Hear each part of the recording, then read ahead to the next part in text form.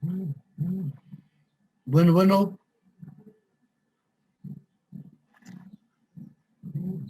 Buenos días, profe. Buenos días, chavos. Buenos días, profe. Buenos días, profe. Buenas tardes, chavos. Bueno, perdón, buenos días, chavos. Buenos días todos.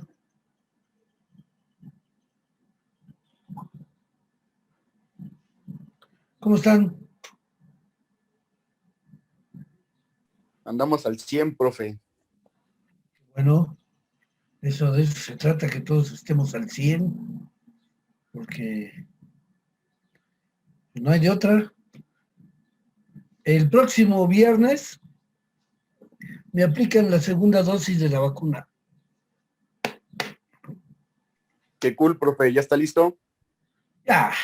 Ya estoy listo para que me vacunen Para por que te segunda inyecten ocasión. aire. No, no te pueden inyectar aire, te morirías. Bueno, perdón, le Te inyecten pueden agua. engañar, ¿eh? Digo que le inyecten agua, perdón, me equivoqué. No, tampoco te mueres. Lo que pasó aquella ocasión, y eso se veo, es que esta cuata introduce la aguja y la saca. Sí, la jeringa tenía sustancia, pero no la inyecta. No no la inocula. Entonces, pues tú sientes el piquete y saca la aguja, ya, ¿no? Y para mala onda, pues la cacharon. No, si te inyectan agua, pues también es peligroso. Y si te inyectan aire, pues imagínate una burbuja en el torrente sanguíneo, pues puedes tener algunos problemas como pues un trombo, un problema cardíaco o un problema pulmonar, que es lo más común. Así que sí, me toca el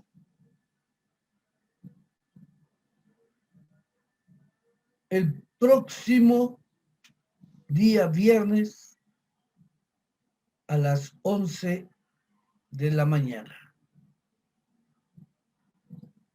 ¿Cómo la ven? Muy bien, profe, muy bien. Bueno, pues vamos a iniciar.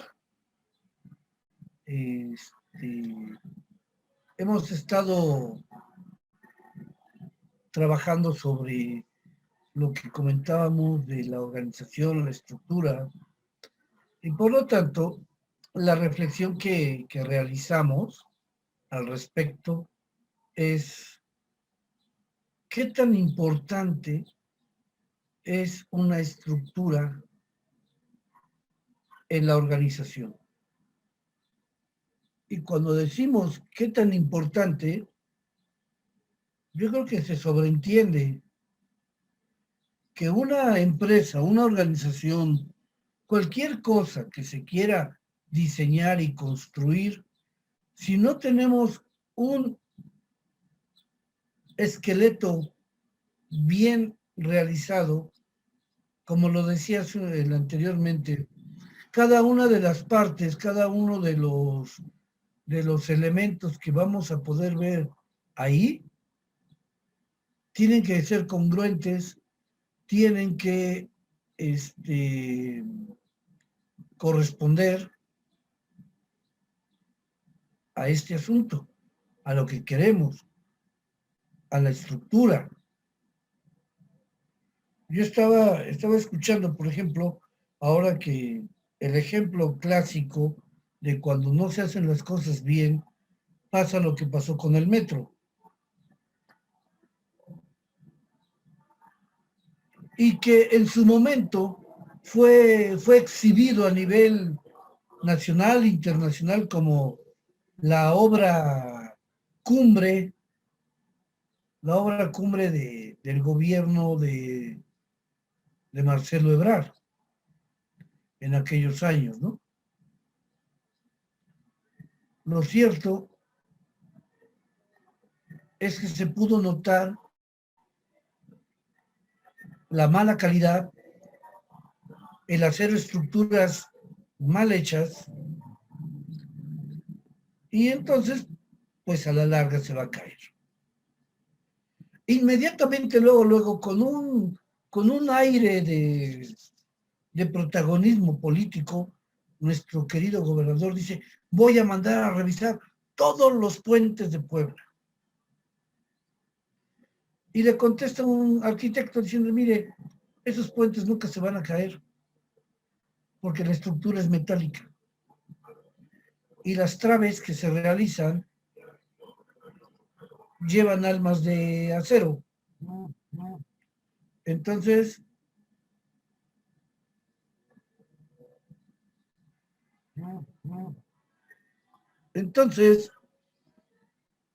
pues no va a pasar eso. Aquí el asunto es cuánto va a costar hacer peritajes. Imagínense, ¿no? ¿Y todo por qué? Por hacer mal una estructura. Yo estaba escuchando a la gobernadora de la Ciudad de México, esta señora que no demuestra ninguna emoción, siempre tiene la misma cara. Es más, si algún día ustedes ven una caricatura, no porque se parezca a él, me refiero a que nunca gesticula, nunca nada, hace lo mismo, nomás mueve los labios. Así hablaba.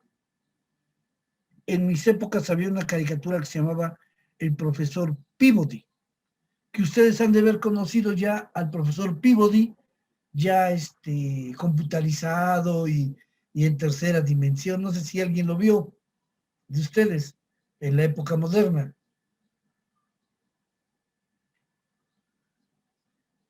En mi época, pues era una caricatura muy padre, por cierto, para la época. Y nada más movía los labios, ¿no? Diciendo esta señora que tienen peritaje sobre peritaje y van a hacer otros peritajes y contrataron a una consultoría extranjera para que lleve a cabo los peritajes. ¿Saben cuánto va a costar eso? O más bien, ¿cuánto nos van a hacer creer que va a costar? Híjole. En fin. ¿Y todo por qué? Por hacer mal una estructura.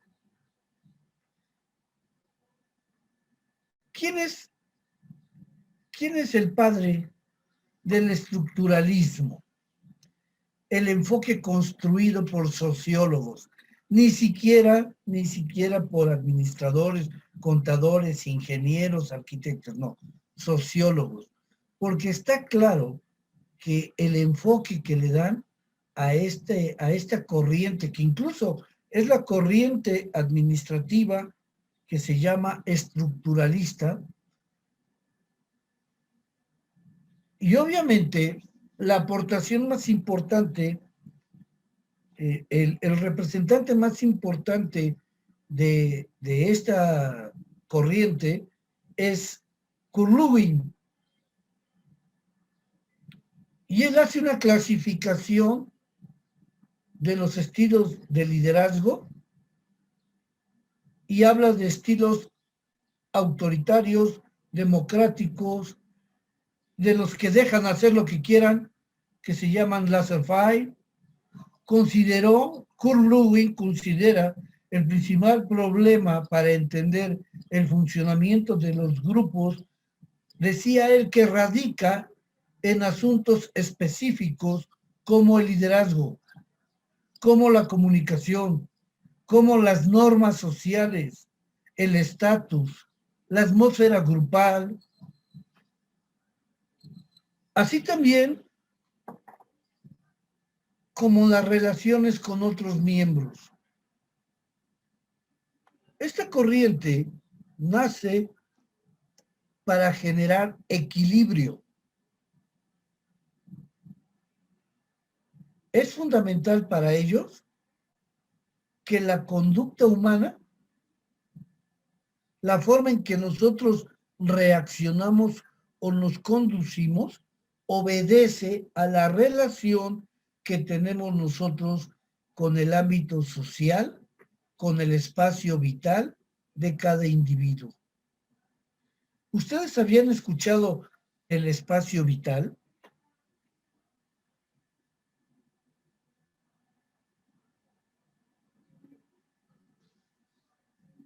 Bueno,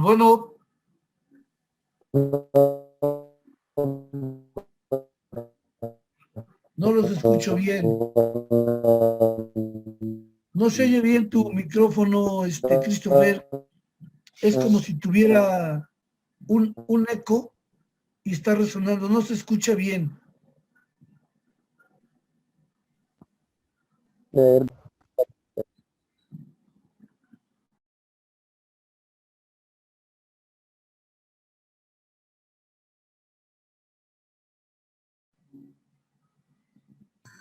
Profe, ¿Sí? yo lo he escuchado, pero en astronomía, en la zona, por ejemplo, la zona habitable del sistema solar, que comprende entre Venus, Tierra y Marte, que es la zona habitable. ¿Podría parecerse a eso? No, ahí sí no. El espacio vital es aquel espacio que a ti, cuando tú caminas, es como si llevaras una burbuja. Entonces, la relación que tú estableces con alguien, por ejemplo, los que tienen novia o novio, me imagino que tienen novio. Me imagino que tienen novia. Muy respetable si alguien de los tiene su novio o de las tiene su novia. Muy respetable. Cada quien su vida.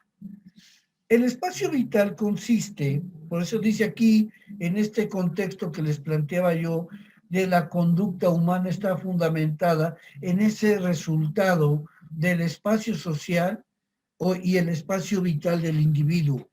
Cuando ustedes andan y tienen una novia o novio, en ese momento empieza un proceso de, ¿cómo se llama? Exploración. Cuando la chica dice, sí quiero ser tu novia, en ese momento hay una apertura y ella permite que tú ingreses al espacio vital de ella. Se junta. Y está lleno de confianza, está lleno de armonía. Bueno, cuando se es novios, bueno. Donde caminan, sueltan miel. Bueno, ese tipo de relación los va a transformar a ustedes. De alguna manera los va a transculturizar. La conducta de ustedes se va a ver modificada. Van a comenzar a tener aspectos similares. Por eso es que su mamá les dice, cuando ya tiene novia y tiene novio, les dice, ya piensas como él, ya piensas, sueñas, duermes, actúas como él.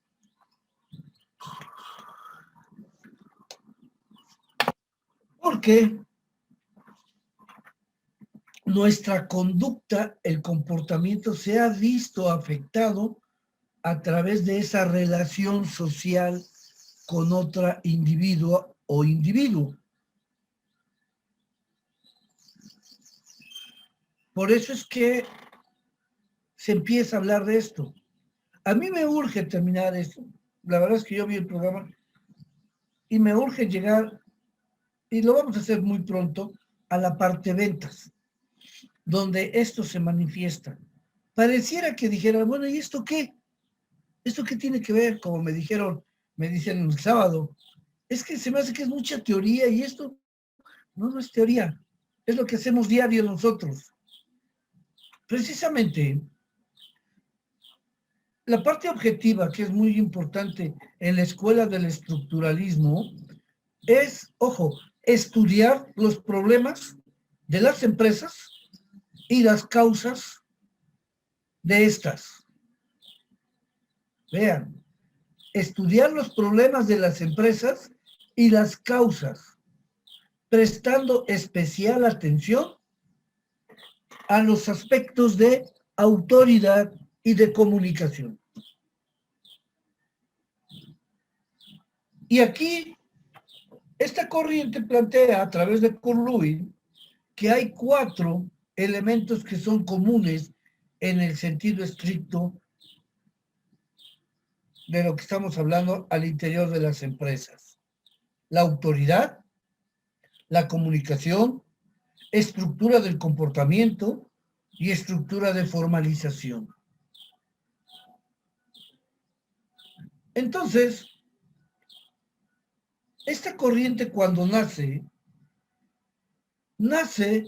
por una consecuencia, la baja productividad dentro de una empresa. ¿Por qué? Porque la corriente científica exageraba en atención, exageraba en todo lo que podía respecto a la productividad. A mí no me importa el ser humano, no me importa si come, si duerme, si se enferma. Tampoco me importa pagarle bien, con lo que le pago es suficiente. A mí lo que me importa es la productividad. Y este tipo de acción se viene a integrar y lo vamos a poder ubicar en el tipo de liderazgo, el autoritario. Este es un tipo de líder autoritario. Haces lo que digo porque lo digo, no me importa, no hay permiso, no te enfermas, tienes que trabajar. Este tipo de relación es el mejor momento, es el preciso momento en el que las empresas deben de tener cuidado, porque a través de esta relación autoritaria, la inconformidad del trabajador los lleva a huelgas, a paros y a conflictos laborales. Por eso es que uno de los objetivos es precisamente estudiar los problemas de las empresas y qué es lo que los está causando. Por otro lado, está la corriente que presta demasiada atención al ser humano. La corriente humano relacionista. Esta corriente le da mucha atención, mucha atención al ser humano, al grado de que se olvida de la autoridad. Y lo podemos ubicar dentro de este esquema que nos plantea Kurt Lewin como dejarlo hacer al trabajador, aquel líder laissez-faire, que genera, entre otras cosas, la baja productividad. Precisamente cuando ellos empiezan a estudiar esto, se dan cuenta que la corriente estructuralista pretende generar equilibrio dentro de los recursos de la empresa, recursos materiales y las personas.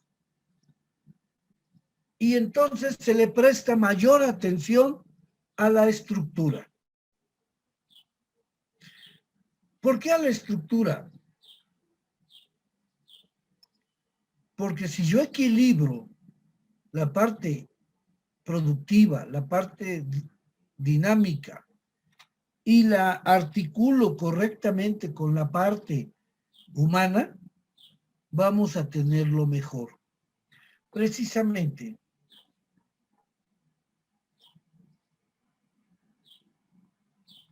aquí lo dice claramente.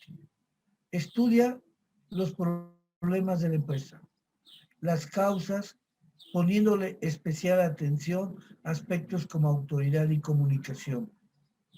Considera que hay 4 elementos comunes: la autoridad, la comunicación, la estructura y la formalización.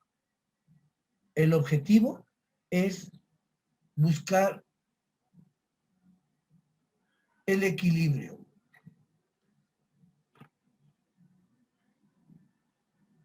¿Sí? Este equilibrio nos va a permitir en todo momento decirle a la gente, mira, aquí está mi organigrama, aquí están las jerarquías. Vamos a trabajar bien sin olvidarnos de lo humano. Aquí, por eso es que aparecen sociólogos y psicólogos, porque es imperioso no aislar ningún elemento, sino al contrario, la parte humana integrada a la parte productiva, porque sin personas no hay productividad. La corriente estructuralista pretende equilibrar, pretende manejar, que entiendan que tan importante es producir como cuidar al hombre, porque la productividad es el resultado del ser humano. Por eso se le presta mucha atención. Los estructuralistas analizaron desde el punto de vista social a la organización. Abarcan todo tipo de instituciones. Y aquí podrán ver, por ejemplo, algo como familia, raza, cultura. La parte que les estoy diciendo es cultural. Es cultural porque se acostumbran a que el trabajador casi es el esclavo. Y no es un esclavo. Es una persona que con su habilidad y destreza establece los conceptos de productividad. La principal aportación de esta escuela es que permite observar al fenómeno administrativo en un plano mayor, al que en aquel entonces regía, ¿sí? O estaba. Me faltó el acento. Regía. El concepto estructura, ya lo vimos, un ensamble, una construcción, debe de ser ordenada y cada una de sus partes, además de ser duradera, tiene que haber una perfecta relación, una perfecta congruencia entre los diferentes elementos con la finalidad de que se puedan ensamblar correctamente. Las características de cada elemento tienen que corresponder a las de los demás. Si yo quiero crear un todo, no importa que yo sea administrador, tú seas ingeniero, control de calidad, mercadotecnia, no importa. Las características de nuestro trabajo nos llevan a crear estructuras fuertes. Aparentemente podemos ser heterogéneos, pero nuestro trabajo se homogeniza creando un todo. Precisamente ese es el resultado cuando cada una de las partes de esta estructura ensamblan correctamente y se articulan correctamente. Si tienen alguna duda o alguna pregunta, adelante.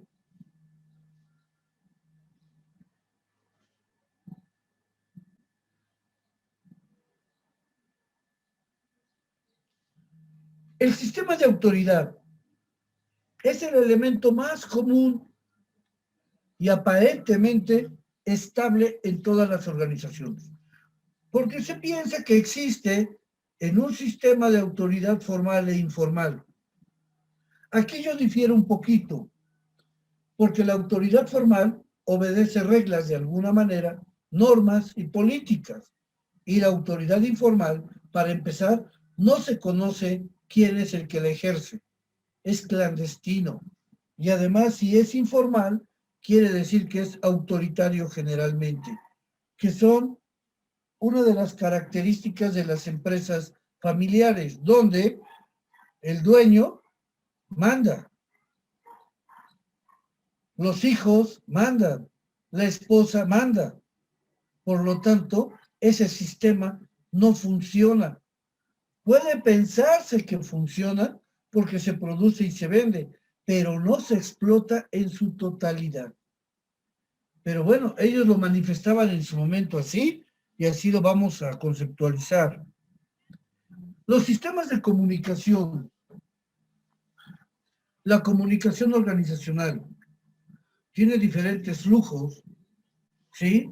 Puede ser transversal, puede ser descendente, ascendente, incluso puede ser colateral. Se puede correr en todos los sentidos que les acabo de decir, pero siempre tenemos un objetivo, que toda la información permee correctamente a las jerarquías inferiores. Cuando decimos permear, decimos que llegue a todos los niveles de la estructura organizacional.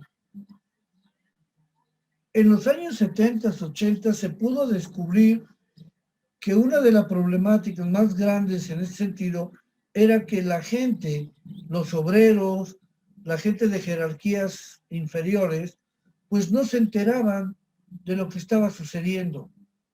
Y eso también provocaba el desaprovechamiento de las habilidades y las destrezas y los conocimientos de las personas, porque a veces el pensamiento equivocado en la gente es, como es un obrero, pues casi no es inteligente, no piensa, no tiene creatividad. Eso está totalmente equivocado. Toda la gente de cualquier jerarquía tiene habilidades, tiene destrezas, tiene cualidades, tiene sentido común y hay que aprovecharlo. Cuando se dan cuenta de esto, pues la gente entra a la dinámica de la participación y colaboración de cómo trabajar mejor.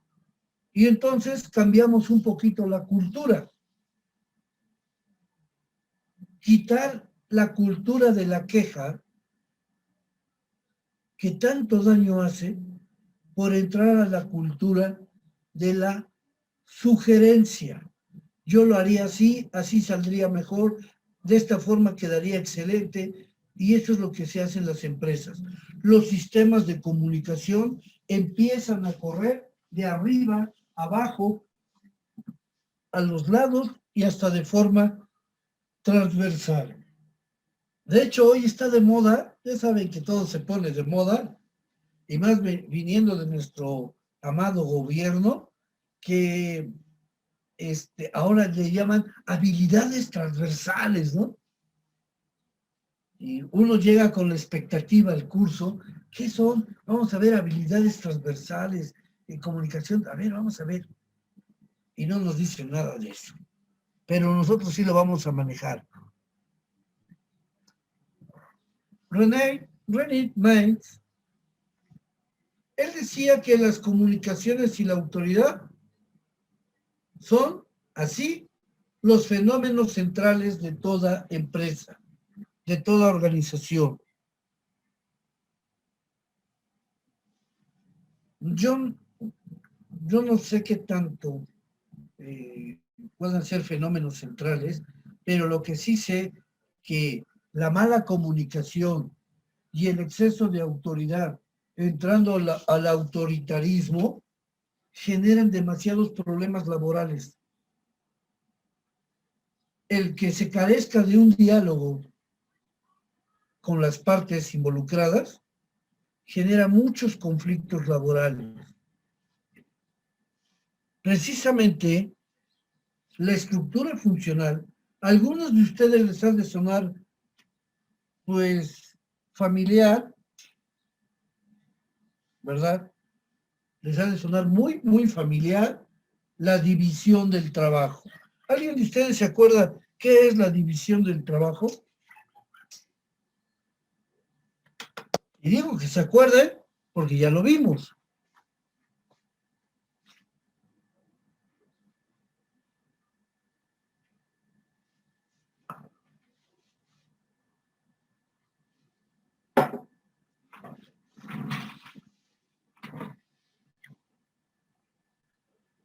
¿Les puedo pedir un favor? Me regalan 5 minutos. Voy a hacer un trabajito.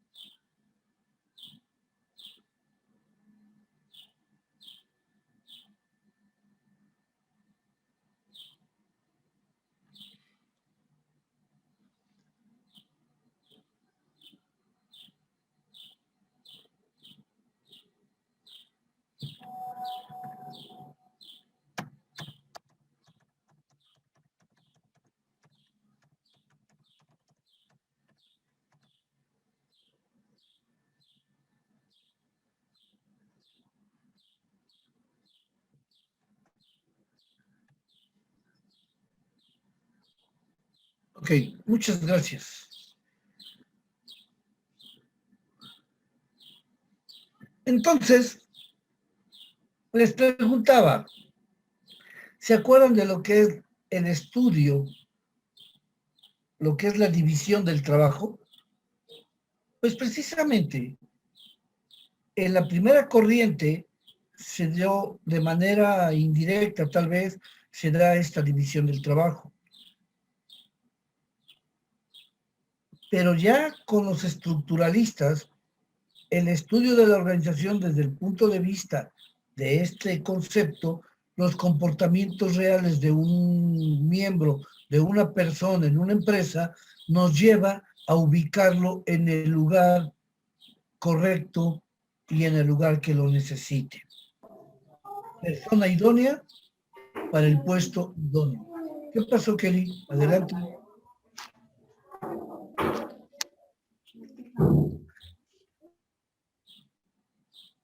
Ay. Bueno, la estructura de formalización o burocratización es el nivel de reglamentación formal. Acuérdense que el líder burócrata es una persona que se apega, que se rige por las normas y las reglas, por las políticas. El burócrata no es la persona que vemos siempre nosotros ahí en un trabajo. No lo es. Él es un empleado público. El burócrata es el personaje que respeta todas y cada una de estas características, las reglas, las políticas y las normas. El representante de esto se llama Max Weber. Y este sociólogo nos permite demostrar que el concepto de burocracia en la actualidad, pues mucha gente lo usa para relacionar a un empleado del gobierno con la función pública. Y eso, pues, se le puede llamar así, pero no se encajona. Este concepto nos permite reconocer a las gentes que si se respeta lo que ya está por escrito en cuanto a normatividad, los resultados son necesariamente exitosos. El concepto de clasificación de autoridad, esta capacidad es la capacidad de no es que seamos esclavos, sino la capacidad, el concebir a la autoridad como ese beneficio en el cual nosotros podemos tomar decisiones, mandar y poder influir en otras personas, pero de forma positiva. No es ordenar con un chicote, es saber mandar. Y el principio de saber mandar es el saberlo hacer. El modelo ideal de la burocracia, como lo plantea en su momento Max Weber, está fundamentado en la conceptualización de esta palabra, de esta pues estilo de liderazgo. Se debe de generar un modelo donde se integre, por supuesto, una buena división del trabajo, una buena jerarquía y concepto correcto de la autoridad, establecer reglas, pero reglas congruentes y que se respeten, porque muchas veces las reglas y los reglamentos solo son para los trabajadores, pero para aquellos que se encargan de que se apliquen, ellos los brincan, actúan con una total y descarada y hasta cínica forma de ser. Esto es para todos, porque hay una definición correcta de la responsabilidad, donde se va a generar actitudes, labores, objetividad, todo lo que realmente nos genera productividad.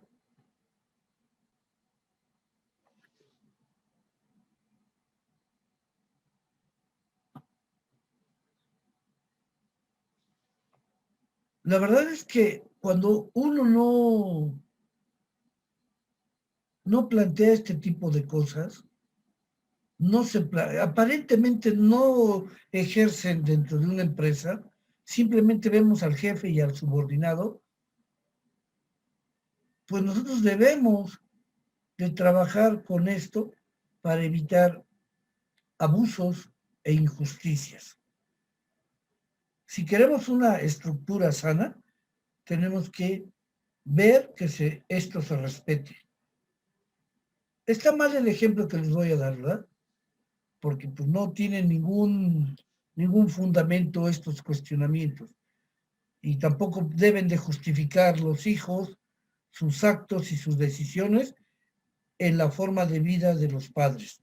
Porque muchos hijos, cuando el papá le quiere llamar la atención, no regañarlo, llamarle la atención es decirle el pro y el contra de sus actitudes, lo que le puede ocurrir si toma una mala decisión. A veces los hijos de manera equivocada, inconsciente y a veces hasta arrogante le dicen, pero tú quién eres y tú hiciste lo mismo, tú lo mismo. Sí, hijo, pero no justifiques tus errores con mi vida. No se puede. No se puede justificar de ninguna manera. Así también en las empresas no se debe de justificar los errores de unos por otros.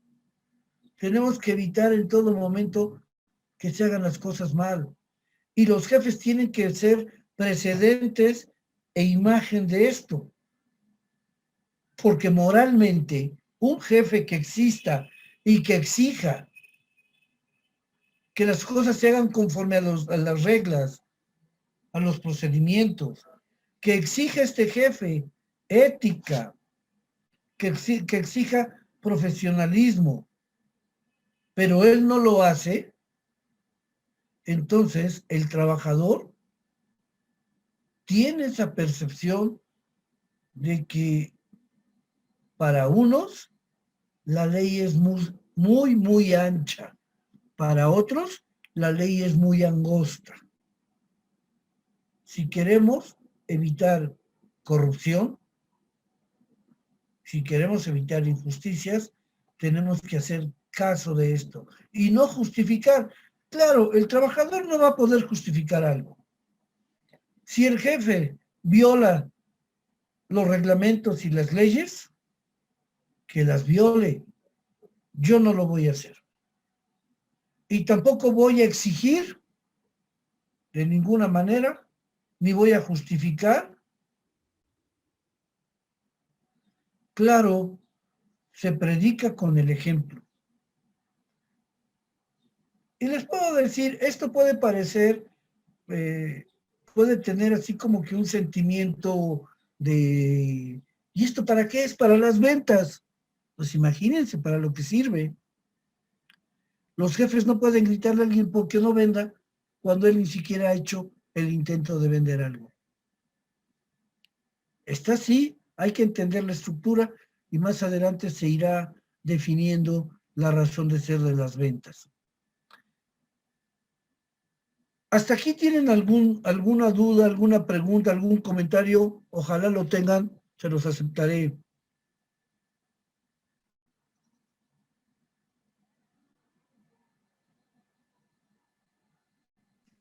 Pues viendo lo que usted está diciendo, profe, me doy cuenta que sí existen esos casos, incluso yo donde estoy trabajando actualmente. Sí, te escucho.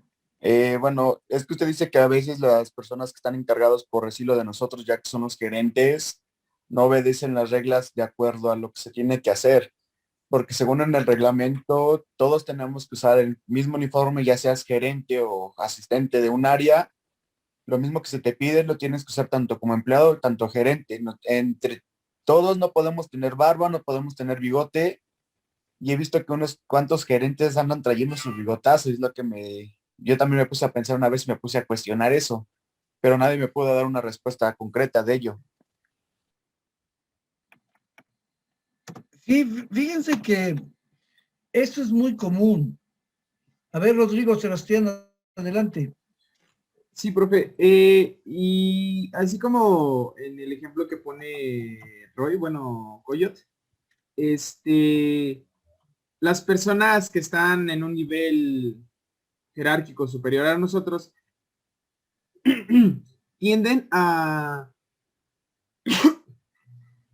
interpretar el reglamento a su beneficio. Si ven que de alguna manera el reglamento los llega a beneficiar, pues la aplican. Pero si por el otro lado se ven de alguna manera como pues no, que no los beneficia o que por el contrario contradice la actitud que están realizando, pues obviamente evitan aplicar el reglamento como tal. Sí, y a veces créanme que son cosas que permiten hasta salvar vidas. En una empresa donde alguna vez trabajé, mi trabajo era una empresa de alimentos. Ustedes la conocen, porque prueban los alimentos de esa empresa. Han tomado alguna vez Bonafina, han tomado alguna vez mantequilla Iberia o margarina Iberia, quesos El Saus. Esta empresa estaba en la ciudad de Chipilo. Y una ocasión, para entrar al área de producción, pues tenías que llevar bota, a nosotros nos daban zapato bostoniano industrial, pero teníamos bata, cofia, cubrebocas y casco. Y entonces iba yo al área de producción, iba yo con todo mi equipo. Imagínense, yo era el que coordinaba todo lo de seguridad e higiene, y que no fuera así, ¿no? Y entonces me encuentro al ingeniero de producción, que siempre andaba fregando a los trabajadores, la cofia, el casco, las botas, siempre andaba, ¿no? Y para su mala suerte, me lo encuentro. Y le digo, ¿qué pasó, Juan Carlos? ¿Qué? ¿A dónde vas? Porque él decía, a todos les decía, soy ingeniero. Pues yo me lo encontraba y yo le decía, ¿qué pasó, mi buen Juan Carlos? ¿Cómo estás? Y a mí no me decía nada. Dije, ¿a dónde vas? Dice, voy a entrar a la nave donde se llenaba el yogur, donde se hacía el yogur. En serio, era algo exagerado lo que les voy a decir, pero hagan de cuenta dos rotoplas cisternas del tamaño y las aspas con que batían el yogur, pues eran enormes. Y le dije, no puedes entrar porque no traes cofia y no traes casco. No, pero yo puedo entrar, yo soy el jefe. No, tú eres el jefe del área, pero estás aquí para cumplir. Cuando los trabajadores escucharon eso, pues obviamente voltearon y no le quedó de otra al compañerito, no le quedó de otra que acatar. Y entonces lo obligué a que se fuera a poner la cofia y el casco.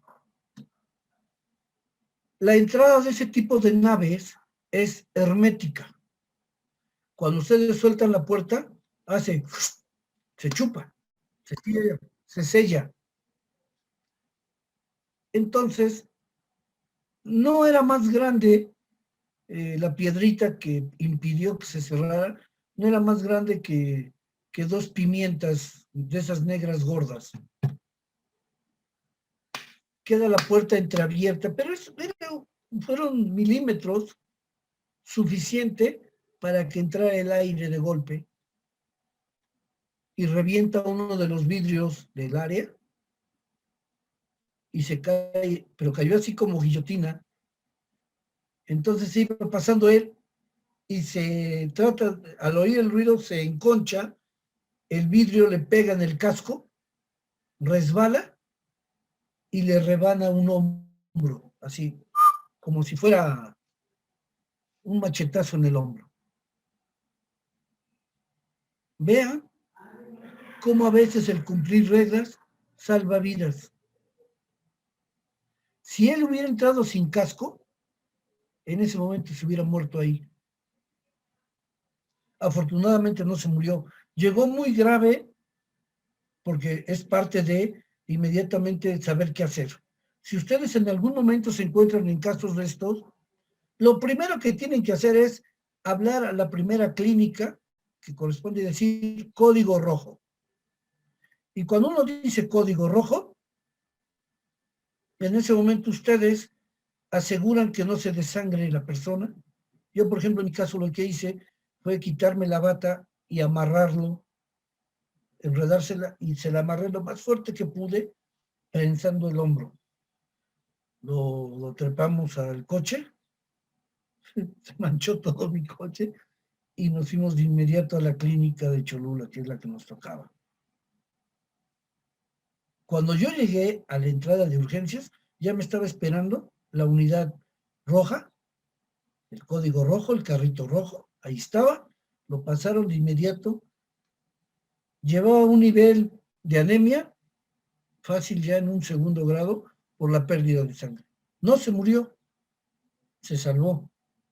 Y cada vez que me veía en la empresa, íbamos caminando después, me decía, licenciado, me salvó la vida. Le dije, ya olvídalo, nunca lo voy a olvidar, me decía.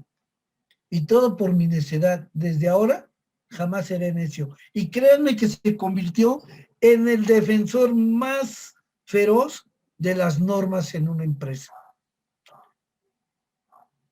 Hay que respetar las reglas, hay que respetar las normas. Entonces, ese es un buen comentario. No tiene nada que ver con mi vida, sino con la vida laboral y lo que pueden hacer ustedes ante un evento de este tipo. Porque no sabemos si les va a tocar, ¿eh? Yo les recomendaría, como buenos administradores, que tomen cursos de protección civil, que vayan y se integren a los cursos en bomberos para que ustedes sepan cómo se opera un hidrante. Sí saben lo que son los hidrantes, ¿verdad? Sí, profe.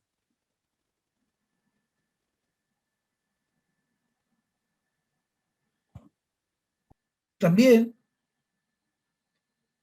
aprender a usar un extintor, qué hacer en caso de un sismo, porque todo el mundo corre, ¿no? Ustedes corran, bajen la energía eléctrica, cierren llaves de gas y péguense en estructuras que si se llega a caer algo, queden en escuadra y no los aplasten. No traten de correr, qué hacer con la gente, o sea, hay que hacerlo. El triángulo de la vida. El triángulo de la vida, exactamente. Pero bueno, pasemos a las nuevas tendencias del orden empresarial. Las nuevas tendencias, lo que está de moda. Cambio en el poder económico, predominio de la oferta sobre la demanda, desintermediación. Ahorita vamos a ver cada uno de estos conceptos, lo que significa, las nuevas tendencias. Yo más bien creo que son tendencias que se reactivan. Es cierto, en los años 80, 90, el fenómeno globalizador entró como una avalancha. Todas aquellas empresas pequeñas que no estaban fortalecidas al interior en su comunicación, el trabajo hecho al ahí se va, demasiados intermediarios, no había una demanda correcta por falta de oferta, es decir, no había ventas.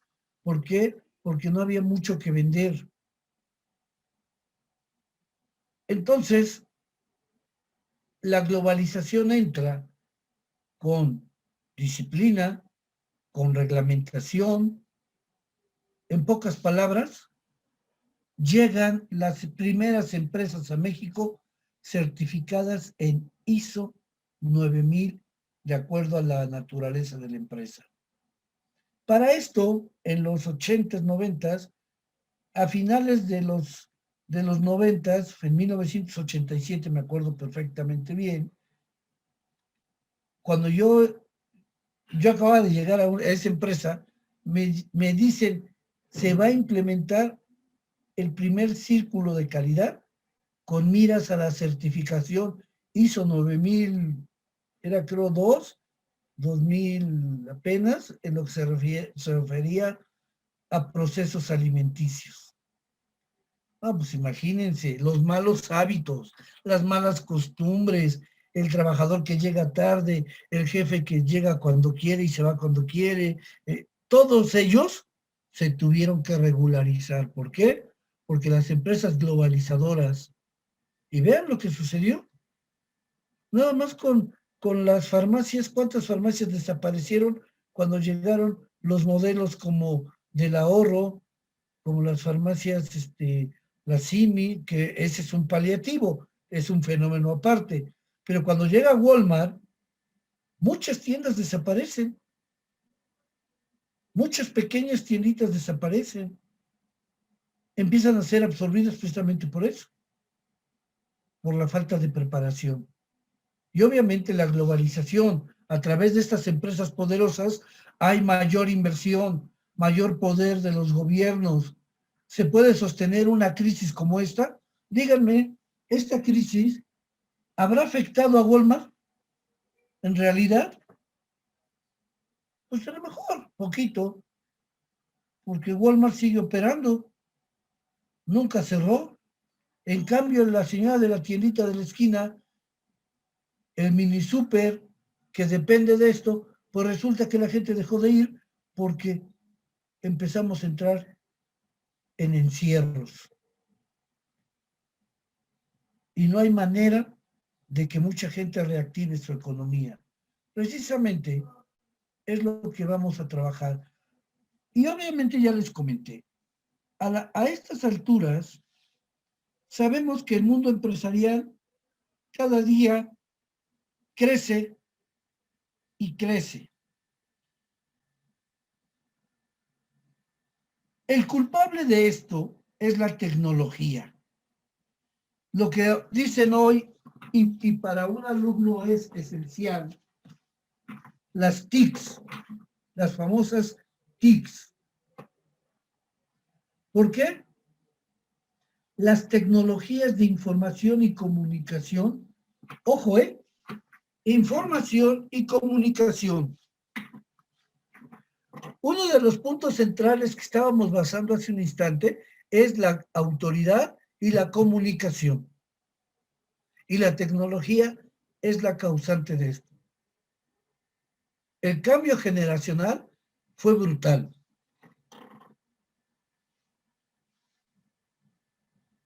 Y por supuesto que no piensa igual la gente de mi tiempo, digo, la mayoría de la gente de mi tiempo no tiene la misma aceptación de los aspectos tecnológicos como las generaciones de ustedes.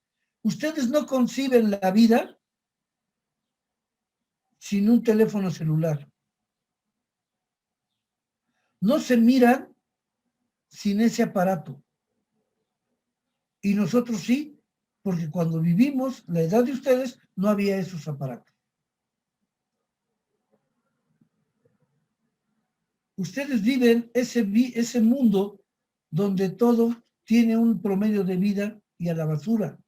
Nosotros reparábamos, innovábamos, pero el cambio ha sido radical. Y mucho tiene que ver esto. En cualquier caso que ustedes quieran sentarse a analizar, no van a tener de otra. Ustedes, si no se preparan, evolucionan, toman cursos, se enriquecen, difícilmente podrán estar a la vanguardia en las tendencias que los llevarán al triunfo en un futuro, a que sean profesionistas y profesionales. Si siguen manteniendo la misma dinámica de solamente llegar, pero no opinar, no atreverse, no investigar, se están quedando porque su generación, hay muchos de ustedes que sí lo están haciendo. las oportunidades, dice, las oportunidades existen, no llegan, hay que ir en busca de ellas. Y las empresas es lo que están haciendo.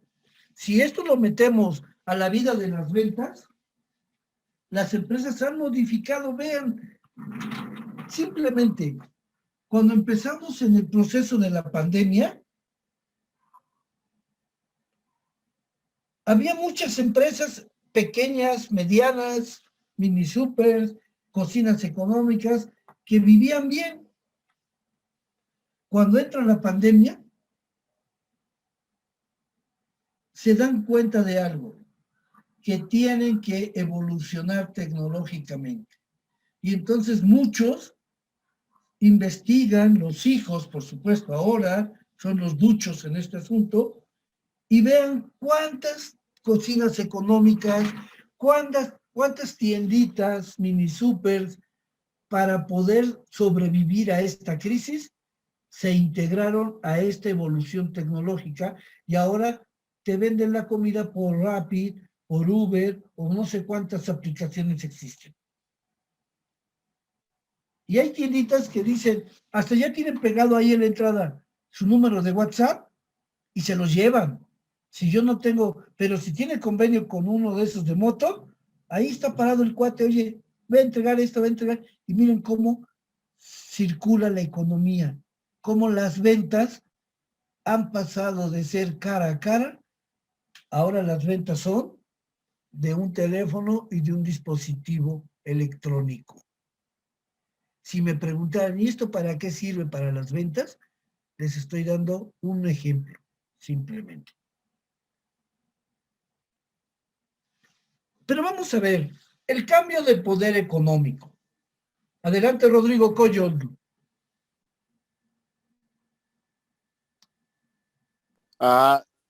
Estoy de acuerdo con lo que usted dice, incluso gracias a eso, bueno, de que entraron en aplicaciones electrónicas, también hubo creación de nuevos negocios.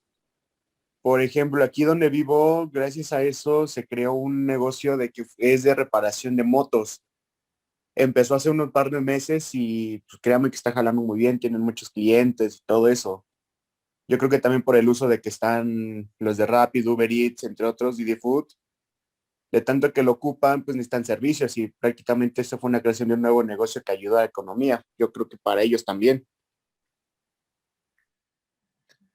Claro, claro. Imagínense también el descubrimiento que hizo esta gente. Imagínense. Cuando tú tienes un negocio y te dices, pues ahí viene uno, viene que otro, y sí vendo, pero de pronto te llega esta oportunidad, digo, mal hecho nos llegó, y empieza a vender a través de un celular, a través de una plataforma, el señor descubrió por qué puede ser poderoso. Si esto hubiera ocurrido en los años 90, cuando llegaron las empresas globalizadoras y lo hubiera conocido la gente que desapareció, créanme que existiría en este momento un potencial económico muy grande. Pero desgraciadamente, la genética del mexicano es aprender a golpes.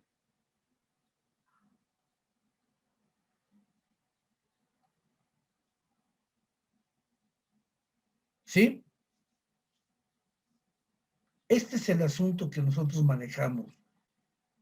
Y esto es importante para las ventas, porque el poder económico y político y influenciado, una influencia fuerte en lo social, se está dando cada día.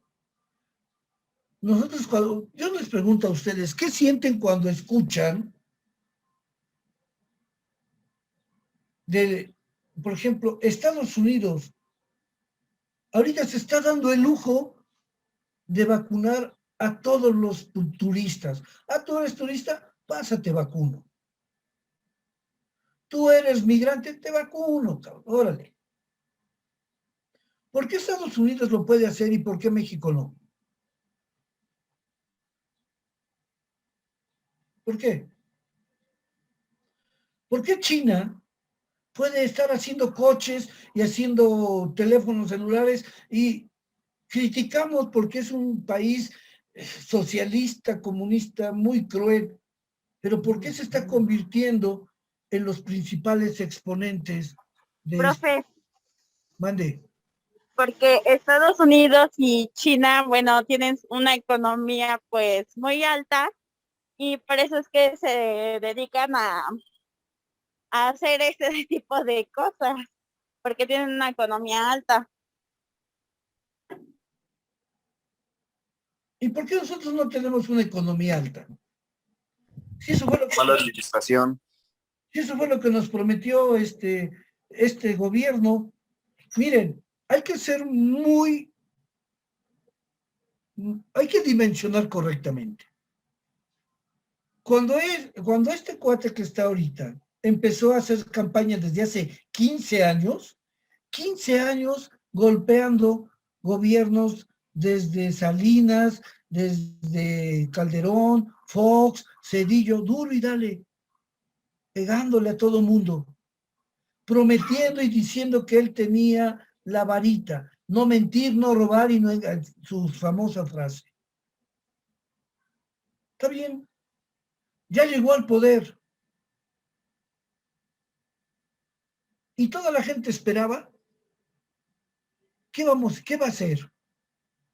Lleva 3 años siguiendo, echándole la culpa a los anteriores. Hay que dimensionar. No sabemos de antemano que no va a poder resolver los vicios de 75 años del poder, dice él, de la mafia del poder. No sé cómo le llamaría yo hoy a su mafia, ¿no? 80, 90 años de este problema. Yo no quiero que lo resuelva todo porque va a ser imposible, pero que empiece a ser poquito. Ok, no hice mucho, pero miren, ya por lo menos aquí, el Seguro Social por lo menos tiene insumos, ya tiene lo necesario. Vamos pasito a pasito. El campesino tiene recursos para reactivar su economía poco a poquito.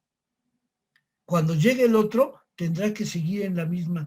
Pues ya cuando llegue el otro verá la parte empresarial, verá esto. Pero si me la paso diciendo y criticando, pero no muevo ni un dedo, a mí me daba risa porque decía el otro día nuestro querido gobernador que Puebla hasta la fecha tiene 0 deuda. Sí, señor gobernador, qué bueno, pero si tú volteas a ver la ciudad de Puebla, está abandonada. La que fue la ciudad número 1 en turismo, la ciudad número 1 que no tiene playas y que fue reconocida internacionalmente como la capital del turismo sin playas, hoy está la ciudad abandonada.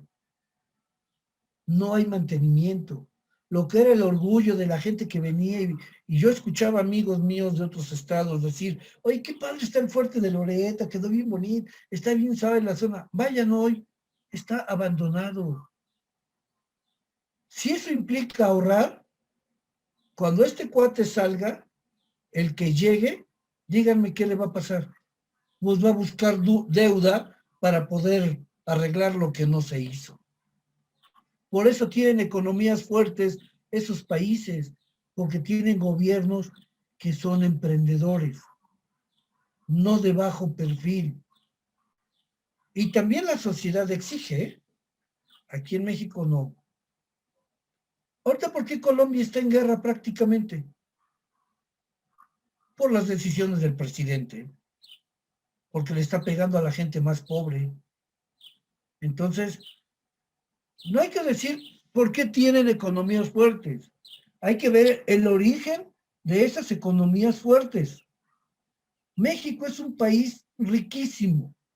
Litorales, playas, zonas naturales, turismo, cultura y todo. ¿Cómo es posible que un país que no tiene cultura, digo hablando de pueblos los antecedentes, que es un pueblo de migrantes, sea una de las economías más poderosas del mundo, Estados Unidos.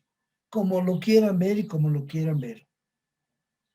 ¿Cómo es que Japón, teniendo el 80% de su territorio obsoleto y echado a perder por cuestiones de la bomba atómica, y además el 80% porque es formación rocosa, es un archipiélago, ¿cómo es que Japón es la economía, el potencial económico del mundo? ¿Cómo es que China, bajo un régimen que todo el mundo critica, ay, el comunismo, el socialismo, es un país que hoy es el socio potencialmente más poderoso con Estados Unidos? Y que Estados Unidos está viendo que va a ser desplazado por los chinos. Imagínense. No hay que decir que tiene una economía alta. Hay que buscar el origen de esa economía alta. ¿Y por qué las empresas mexicanas no lo pueden hacer? Adelante, Rodrigo. Yo creo que también depende mucho de la ideología de los habitantes de cada país. La cultura. Estamos hablando, por ejemplo, de la bomba de Hiroshima y todo eso durante la Segunda Guerra Mundial y todo eso. ¿Cómo fue que China llegó a ser potencia mundial después de, pues, prácticamente hace 60, 70 años que fue lo de la bomba?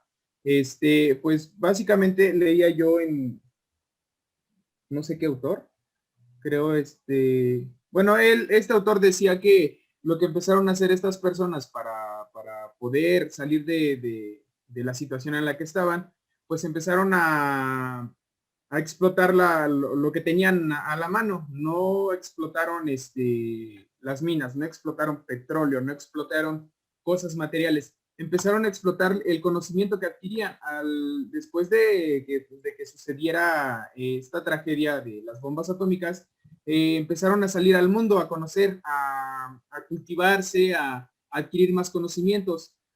Después de hacer esto, regresaron a su país de origen y el mismo país empezó a apoyarlos para que pudieran explotar en mayor medida todo el potencial que habían, que tenían dentro de ellos, después de los conocimientos que habían adquirido en otros países.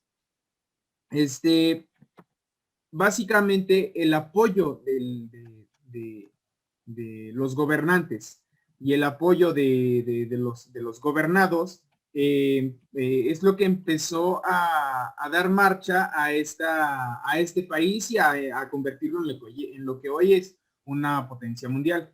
Si nos vamos del otro lado, prácticamente en nuestro país, nos damos cuenta que no se le da...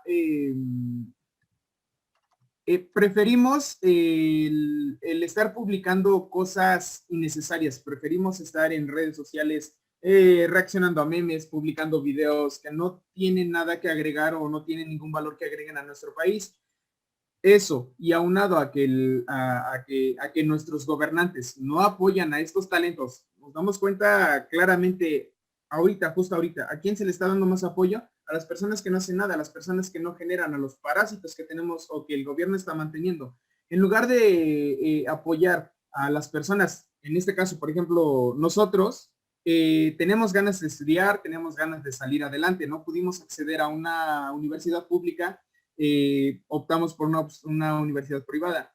El gobierno, en lugar de destinar este dinero para las personas que no hacen nada, que no trabajan, que no estudian, lo destinaran para las personas que están estudiando, como en nuestro caso, una licenciatura, que son una maestría algunos, destinar ese dinero para estas personas, estos estudiantes, creo que el cambio empezaría a notarse muy rápidamente. Estamos en la época de las tecnologías, estamos en la época de mentes un poquito, no un poquito más, sino mentes más abiertas. Creo que el gobierno, en lugar de apoyar a estas personas, debería de apoyar o de mirar a las personas que sí quieren generar algo, que sí tienen algo que ofrecerle a nuestro país. Y pues básicamente es por eso. Por eso nos seguimos manteniendo país tercermundista o en vías de desarrollo, como se le ha venido llamando desde hace ya bastante tiempo. Entonces yo creo que estos son los principales problemas, el por qué seguimos en el estado en donde estamos y no podemos avanzar. Así que cuando se pregunten por qué la economía de estos países es fuerte, analicen esto.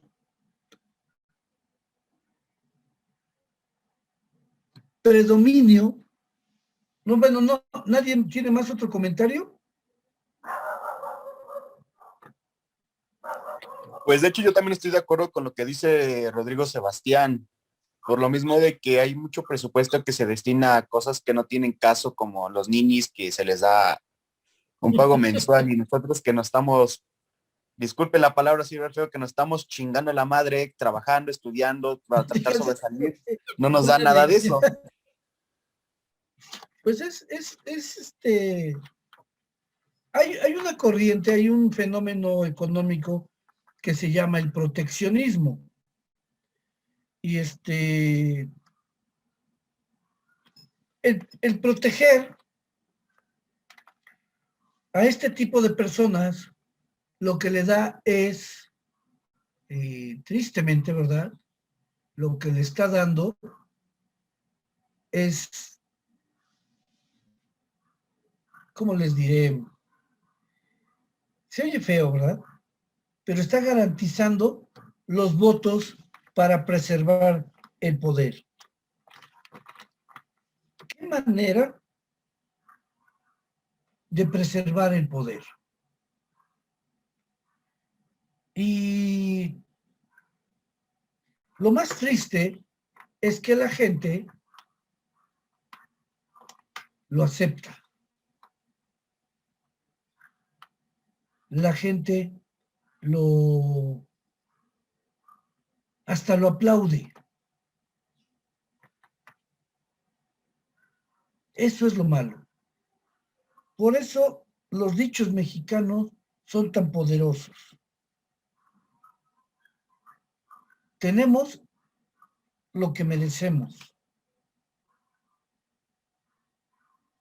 Y gran parte de este andar que buscamos en las empresas, el crecimiento,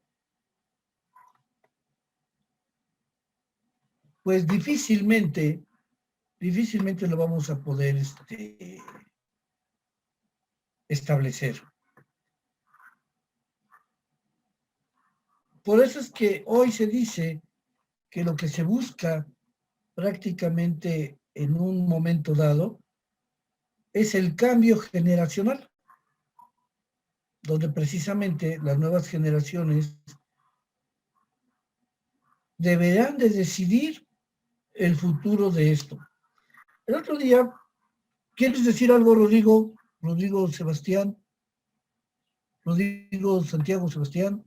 Sí, profe, en cuanto a como eso lo de tenemos lo que merecemos o que la gente o los gobernados se dejan, de alguna manera difiero porque si nos hemos dado cuenta, creo que el mismo gobierno nos ha dominado también, ha sabido cómo abordarnos para que quizá no levantemos la voz. Nos hemos dado cuenta sobre los 43 estudiantes desaparecidos, nos hemos dado cuenta cómo tratan a las personas que salen a protestar a las calles, cómo el Estado manda a veces al ejército, a veces a policías, a reprimir a las personas que quieren levantar la voz. Y de alguna manera por eso es que yo creo que como que nos tienen dominados, nos tienen sumisos porque les conviene, como decía usted hace rato, les conviene que estemos de esta manera porque solo así aseguran que van a seguir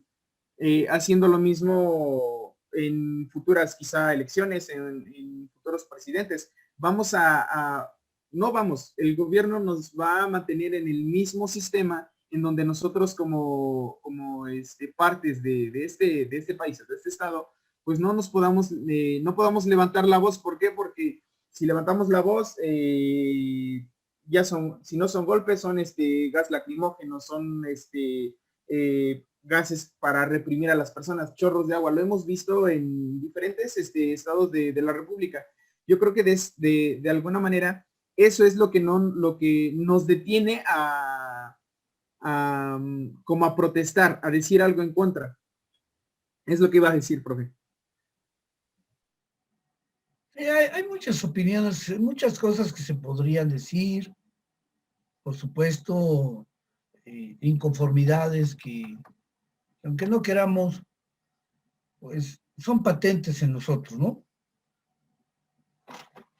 Pero yo también creo en algo, que si nosotros trabajamos por el momento, pues debemos de asegurar la supervivencia de nosotros, la familia. No quejarnos, porque la gente se queja en la cultura de la queja, no quejarnos.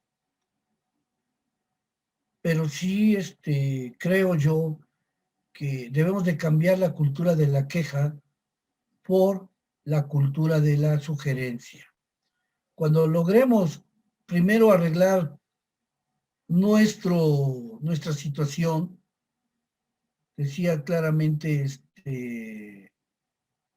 decía Chow, organiza primero tu vida y luego organiza la de los demás. Eso es básico para iniciar el cambio. Si queremos que la gente cambie, tenemos que empezar por cambiar nosotros. Lo que decíamos hace un momento, ¿no? Ser parte de ese ejemplo. Se predica con el ejemplo. Y creo yo que eso sería fantástico porque estaríamos ante el hombre nuevo. No hay que quejarnos, hay que trabajar. Y prácticamente, pues eso es lo que a veces a muchos no les gusta, trabajar. Y quieren que les den lo que está ocurriendo actualmente. Pero bueno, este material ya lo tienen en la plataforma. Me gustaría que lo leyeran y que aportaran para que nos vayamos rápido y entremos al siguiente tema, el predominio de la oferta y la demanda. Terminamos esto y entramos al siguiente bloque. Esto ya lo tienen, por favor, pueden ustedes leerlo y aportar. Cualquier otra cosa, dudas, preguntas, me pueden contactar. Nos estamos viendo el día lunes. Perfecto, profe, muchas gracias. ¿Okay? No, a ustedes. Es miércoles hoy, ¿verdad? El lunes nos vemos. Gracias, profe. Igualmente, cuídense, chavos. Cuídense mucho. Sale. Gracias, profe. Nos vemos. Nos vemos, chicos. Hasta luego, profe. Bye.